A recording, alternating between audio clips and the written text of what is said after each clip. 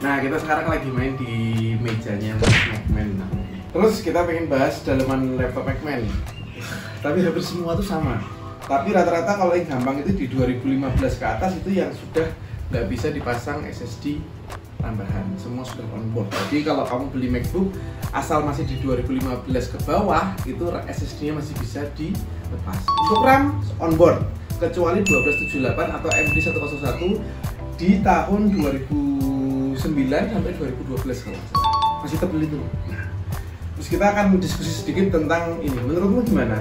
Kenapa kok si MacBook itu bisa optimasi banget? Artinya dengan softwarenya, dengan hardwarenya, dengan spare part-nya. Selain harganya memang tinggi ya, tapi kayaknya kalau orang MacBook itu nggak pernah mikirin Excel lagi gitu loh, paham nggak?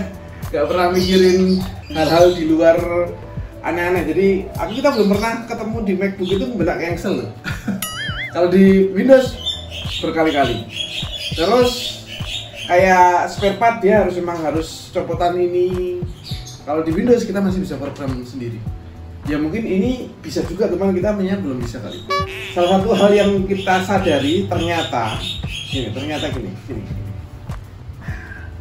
Nah, pendapatku pribadi ya, ini aslinya pendapat pribadi. Kenapa kok si Windows itu kok kurang bisa menyaingi optimasi si MacBook? Itu karena di sini ada banyak kepala, di sini hanya satu kepala. Kok bisa? Artinya gini, kita tahu bahwasanya si Apple itu brandnya dari A sampai Z dikerjain sama si Apple sendiri. Entah spare part-nya, entah hardware, entah software, macOS-nya, itu semua diproduksi sama si Apple. Jadi Apple tahu si software-nya itu maunya hardware seperti apa, si bagian hardware dia akan membuat sesuai apa yang dipikirkan sama si tim developnya software gitu. Jadi makanya kenapa sih MacBook itu bisa optimal dibandingkan si Windows. Sedangkan di Windows, contoh ini anggap aja aku si Windows ya. Windows itu satu yang bikin prosesor siapa? Intel. OS-nya apa? Microsoft. Brandnya apa? Lenovo misalnya. Itu kan beda kepala semua. Nah contohnya Windows aku punyanya software Windows 11. Pokoknya syaratku segini. Sedangkan si brand, aku juga bisa nyuat bikinnya kayak gini. Jadi dia mau ngikuti si prosesor nanti salah di Windows, dia ngikuti Windows nanti salah di tempat yang lain. Makanya jatuhnya mereka so-so itu artinya tidak bisa optimal sebanget-banget. Akhirnya hal-hal yang sepele yang kayak Excel sering jebol, kayak gini, itu sering terjadi permasalahan menurut saya. Tapi enaknya adalah kalau Windows kamu pasti bisa upgradeable.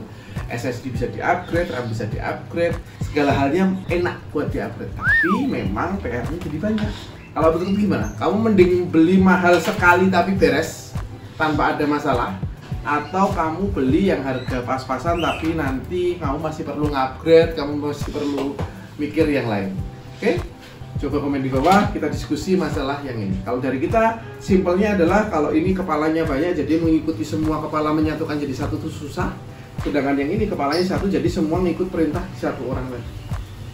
Ingat banget kan, zaman si Apple itu keluar, dan itu revolusioner banget.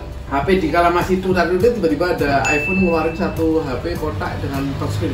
Mana ini keypadnya? Itu waktu itu aku pernah merasakan itu. Ternyata sekarang kejadian dan semua orang butuh yang namanya HP touchscreen. Nah, gitu loh. Visionernya mantap, luar biasa. Oke, terima kasih sudah nonton sampai habis. Terima kasih sudah komen untuk diskusi kali ini tentang kenapa kok laptop ini bisa optimal dan sedangkan Windows tidak. Bisa komen di bawah, nanti kita akan saling diskusi. Terima kasih, sampai jumpa dan dadah.